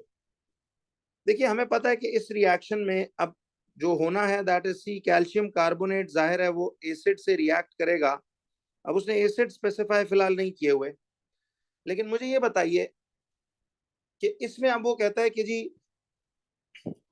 जरा गौर से देखना, कहता है देखो एसिड 1 जो है वो उसका पीएच 2 है, एसिड 2 का पीएच 1.7 है और एसिड 3 का पीएच 3.4 है। जरा बच्चों मुझे एक बात ये बताइए कि अगर आप इसमें ये देखते हो, फिर आगे वो कहता है कि देखिए volume of carbon dioxide form acid 1 ने 20 दिया, एसिड 2 आपको 40 दे रहा है और एसिड 3 आपको 20 दे रहा है। जरा वैसे इसकी देखिए पीएच से कुछ कंपैरिजन आप करके देखो। तो मुझे एक बात बताइए कि ये जो एसिड 2 है इसका पीएच सबसे लोएस्ट है ना, अगर ये सबसे लोएस्ट है तो क्या ये सबसे स्ट्रॉन्गेस्ट एसिड नहीं होना चाहिए? याद है ना जी, देखिए पीएच स्केल पे जितना आप ये 7 से पीछे क्लोजर टू 0 आते हो तो एसिडिटी बढ़ती है ना। तो इसका सबसे लोएस्ट पीएच है इस एसिड का 1.7। इन तीनों एसिड्स में से पीएच इसका 1.7 का सबसे लोएस्ट है, तो इसका मतलब है एसिड 2 सबसे स्ट्रॉन्गेस्ट वाला एसिड होगा। क्या ख्याल, ये बात समझ आ रही है सब? अच्छा, और एसिड 3 का सबसे ज्यादा आपका पीएच 3.4 आ रहा है, तो इसका मतलब है कि अगर ये 3.4 है तो ये इस वक्त इनमें सबसे वीकेस्ट एसिड है। तो अगर ये इनमें सबसे वीकेस्ट एसिड होगा, ये बात समझ आ रही है कि देखिए इन तीनों में से 1.7 लोएस्ट पीएच वाला सबसे स्ट्रॉन्गेस्ट एसिड है और 3 जिसमें पीएच सबसे ज्यादा आ रहा है उसका, इसका मतलब वो वीकेस्ट एसिड है। नहीं नहीं, it should not affect the volume. एक मिनट उस बात को जाने देते हैं, इसका बड़ा सिंपल सा आइडेंटिटी आप निकाल सकते हैं। देखिए कई दफा ना वो क्वेश्चंस में डाटा आपको थोड़ा यूजलेस भी देता है कि जिसका कोई हमें इतना इन्वॉल्वमेंट नहीं है। आप ये सोचिए कि आपने कोर्स में क्या पढ़ा था कि स्ट्रॉन्ग एसिड्स कौन कौन से हैं। देखिए स्ट्रॉन्ग एसिड्स जो हैं आपके 3 थे, एक HCl, एक H2SO4 और एक HNO3। ये 3 एसिड्स आपके सबसे स्ट्रॉन्गेस्ट होते हैं। लेकिन इनके अलावा ऑल अदर्स, याद है ये बात हमने पढ़ी थी कि इन 3 के अलावा, देखिए इन 3 के अलावा all other acids are weak acids, all other acids are weak acids.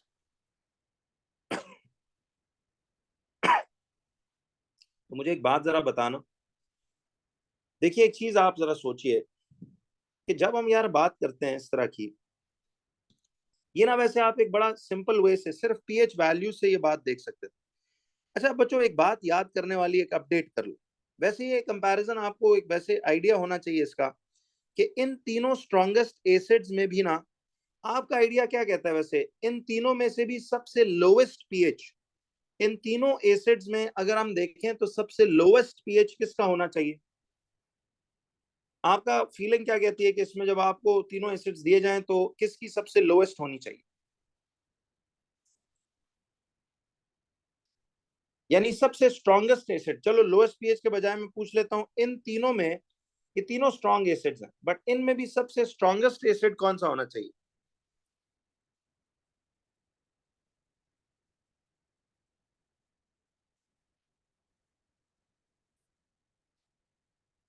याद रखिए बच्चों, ये अपडेट करना है आपने अब कि HCl जो है इन तीनों में से इसका सबसे लोएस्ट पीएच होता है।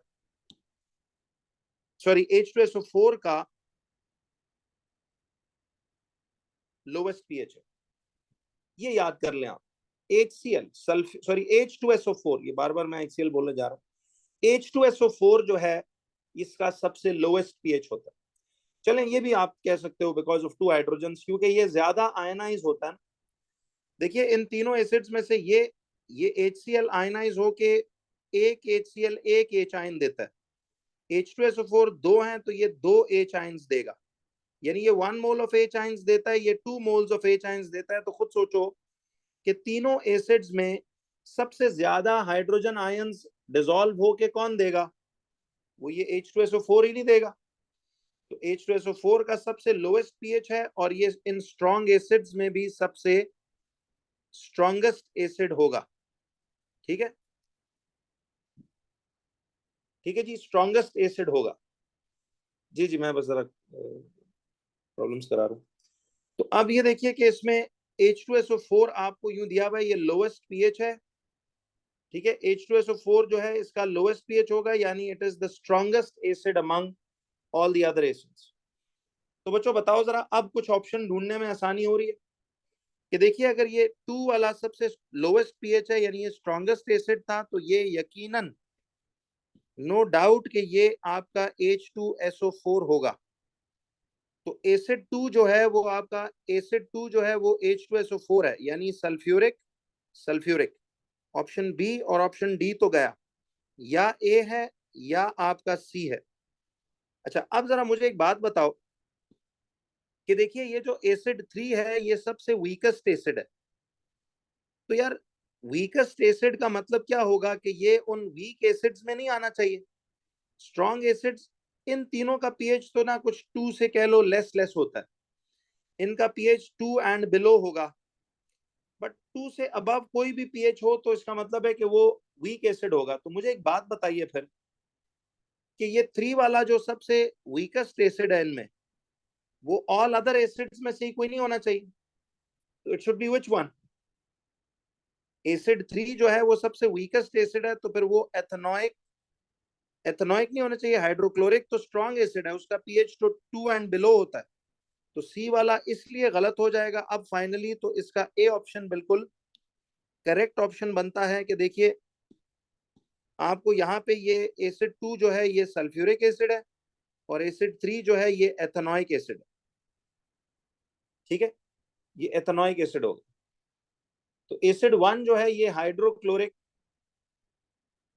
फिर जाहिर है फिर एसिड 1 हाइड्रोक्लोरिक ही। तो बेसिकली ये एसिड 1 जो था ये HCl था, H2SO4 वो एसिड 2 था, और ये वाला जो था ये ethanoic acid, weakest acid of all. तो वॉल्यूम से तो इसमें कुछ देखिए खास लेना देना ही नहीं था आपको, तो डायरेक्ट इससे भी आपको जजमेंट हो सकती थी। तो चूंकि उसने पॉसिबल आइडेंटिटीज कहा ना, तो फिर पॉसिबिलिटीज में किसी ओवरऑल एक सिंपल तरीके से भी काम हो सकता है। 26 का जरा चेक कीजिएगा कि आपके पास 26 का ये ए ऑप्शन ऐसे बनेगा। ये क्लियर है सब? अच्छा जी, बताइए जरा 27th में मसला है क्यों बच्चों? 27th में आपको प्रॉब्लम है किसी को? चलिए 28 हाजिर है ना भाई, जाना मत जितनी के जीसी वालों के प्रॉब्लम्स है। 28 के बाद 29 में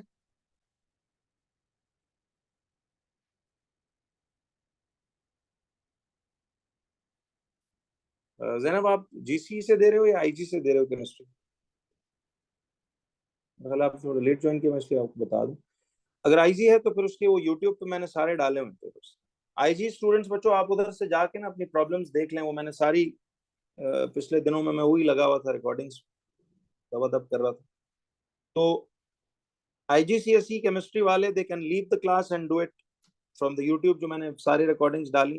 जो जीसीई स्टूडेंट्स हैं वो अभी बैठ गए हैं, वो अपनी इंडिविजुअल प्रॉब्लम्स इधर इस वक्त हम कर रहे हैं। ठीक है, अच्छा जी, क्वेश्चन नंबर 29 में। जी जी अलहमदिल्ला, थैंक यू जैन, बहुत शुक्रिया जी, मैं ठीक हूँ, खैरियत से। और वैसे अगर तैयारी पूरी है और आप वैसे बैठना चाहो तो डोंट, नो प्रॉब्लम। मैं सिर्फ इसलिए कह रहा था कि चलो ताकि आप लोग का प्रॉब्लम वहां से हो। ठीक, पेपर अच्छा हो गया था आप लोग का आज फिजिक्स का? बाकियों से तो मैंने फीडबैक काफियों से लिया, माशाल्लाह बड़ा अच्छा फीडबैक था आज के लिए, इजी लगा सबको। चलो,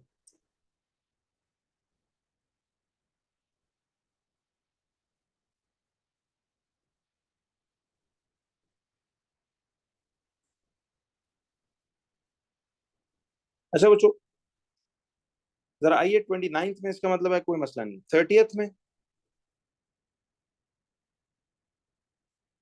31, जिस मसले में जिस क्वेश्चन में प्रॉब्लम हो उसका Q31 Q30 ऐसे करके लिख देना।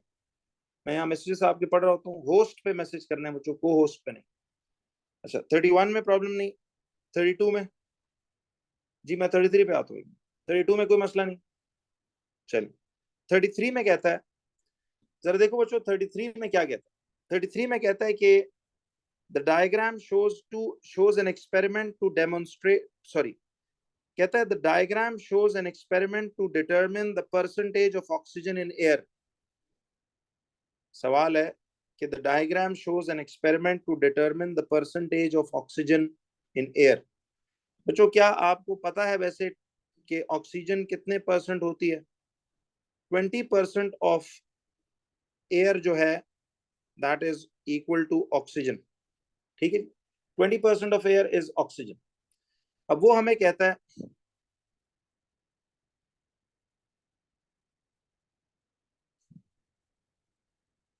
तो सवाल है कहता है कि the diagram shows an experiment to determine the percentage of oxygen in air.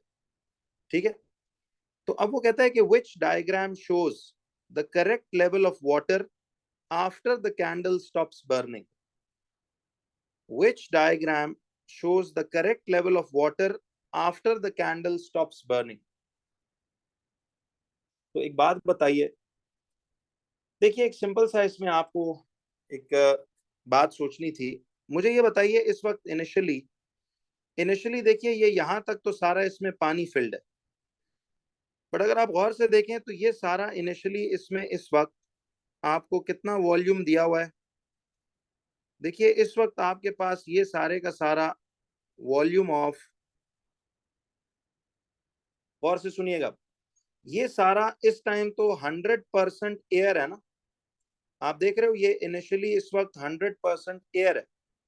मुझे ये बताइए बच्चों कि अगर ये 100% एयर है तो क्या लगता है आपको, इफ दिस इज 100% एयर, तो इसका मतलब ये हुआ कि इसमें से सिर्फ कितना परसेंट एयर ये कैंडल बर्न करने में खा लेगी? 20% ऑफ एयर, चूंकि हमें पता है is what, is oxygen gas, right. तो बर्निंग कैंडल के लिए तो सिर्फ मुझे बताएं हवा में इस 100% एयर में से ये बर्निंग कैंडल किस गैस को खा जाएगी at the end of the experiment? तो ये उस 20% ऑफ एयर को नहीं खा जाएगी जो कि ऑक्सीजन है। तो मुझे बताओ कि पीछे इस 100% एयर में से जब 20% एयर माइनस हो जाएगी तो कितना परसेंट एयर बच जाएगा आपके पास? 80% ऑफ एयर लेफ्ट ओवर नहीं होनी चाहिए? जरा इस बात पे यस करो मुझे, ताकि तसल्ली हो। क्या 80% ऑफ एयर ही पीछे नहीं बचना चाहिए? क्यों ईमान? बाकी लोग भी बच्चों जरा बताते रहिए, ठीक है। मैं जरा एड्रेस उसको कर रहा हूँ जिसका प्रॉब्लम है, ताकि बाकियों को भी उम्मीद है कि समझ आ रही है। तो अब 80% ये लेफ्ट ओवर है, ठीक है। अच्छा, 80% अगर पीछे हवा रह जाती है तो मुझे बताओ ना कि 80% एयर कॉलम कहां दिख रहा है? जरा देखो, चलो एक अंदाजन लगाते हैं। ये अगर आपके पास, मैं वैसे एक अंदाजन लेवल्स लगा रहा हूं। देखिए, इसको हम 1, 2, 3, 4 और 5 ऐसे 5 सेक्शनों में डिवाइड कर लेते हैं। देखिए, ये सपोज एक, वैसे रफली कर रहा हूं, 2 स्केलिंग बना लेते हैं, 3, 4 और 5। देखो 20 के कितने हिस्से ये बन गए? ये 1, ये 2, ये 3, ये 4 और ये रफली 5। ये 5 बराबर हिस्से, तो यूं कह लो ना, ये 20% एयर, ये 20, ये 20, ये 20, ये 20। तो मुझे एक बात बताओ बच्चों, क्या लगता है? अब जरा ऑप्शन मुझे आप बताएंगे कि कौन सा ऑप्शन आपको दुरुस्त लग रहा है। बात देखिए, बड़ी इजी हो गई है। जवाब देना जरा, कौन सा ऑप्शन अब ठीक लग रहा है कि 80% हवा किस जगह में आपको अब सेव होती हुई नजर आ रही है? जी जी, जिसका प्रॉब्लम है उससे भी पूछ रहा हूं कि देखो, मुझे एक बात बताओ, यहां तो बल्कि इस पानी के लेवल से वो लेवल कम होता हुआ दिखा रहा है। ये तो नीचे मजीद इसने तो 100% एयर से भी ज्यादा देखो थोड़ी सी बढ़ा दी है, तो बढ़ेगी तो नहीं। ऑप्शन ए गलत है। 80% ऑफ एयर का मतलब है कि देखो, जब, मुझे एक बात बताओ कि जब 80%, सॉरी 20% एयर का मतलब इतना पोर्शन है ना, जब इतनी हवा वो खा लेगा कैंडल, तो मुझे बताओ इतने इलाके में तो फिर पानी पानी का लेवल फाइनली इधर नहीं आ जाएगा चढ़ के इस ट्यूब में? तो वाटर लेवल इधर चढ़कर आ जाएगा, तभी तो अब पीछे सिर्फ देखो 20, 20, 20, 20 यानी 80% हवा इधर रह जाएगी। जी, level inside with the bell jar बढ़ जाएगा, और ये आपके पास देखो सी ऑप्शन में, तो वाकई देखिए ये यहाँ पे अब 20, 40, 60 एंड 80, तो ये आपके पास 80% हवा बचती है। तो ये जो 20% हवा थी, वो जब कैंडल ने खा ली, तो जाहिर है उधर तो वैक्यूम तो नहीं स्टैब्लिश होगा ना, वहां पानी एकदम उस ट्यूब में ऊपर चढ़ जाएगा। तो इसीलिए आपका ऑप्शन सी इस केस में सबसे करेक्ट ऑप्शन बनता है। पक्का क्लियर है जी? बताइए जरा। चल, तो वैसे चेक भी चलो करा लेता हूँ, 33 का सी बनना चाहिए कंफर्म। तो 33 वाले में देखते हैं जी। बिल्कुल सही, 33 का सी। अच्छा, अब जरा आइएगा नेक्स्ट पे, क्वेश्चन नंबर 34। जरा बताना 34 में इशू है? 35,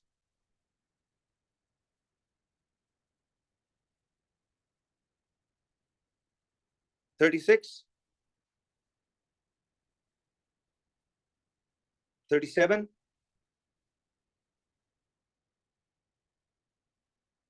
38,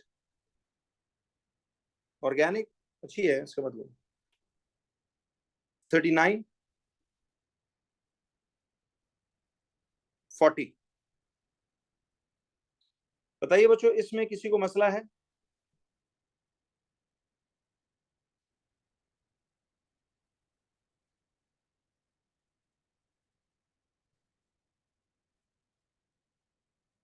चलें, इसका मतलब है बाकी कोई प्रॉब्लम नहीं है। जरा यस कीजिएगा सब लोग, ये जो प्रेजेंट हजरात। कोई बच्चों दोस्त भी जीसी वाला है जो क्लास में नहीं है, प्लीज उसको भी जरा मैसेज कर दीजिएगा। मैंने वैसे व्हाट्सएप पे सबको किया तो था। चलिए, इसका मतलब है कि ये वाला पेपर तो, इसमें तो कोई खास प्रॉब्लम इट मींस अब और नहीं है, ठीक है। अच्छा, एक सेकंड बच्चों, अब एक काम करते हैं, मैं आपको ना जरा इस तरह, चूंकि मैं इनकी अलग अलग जरा सेट ऑफ रिकॉर्डिंग्स इसकी मैं बना रहा हूँ,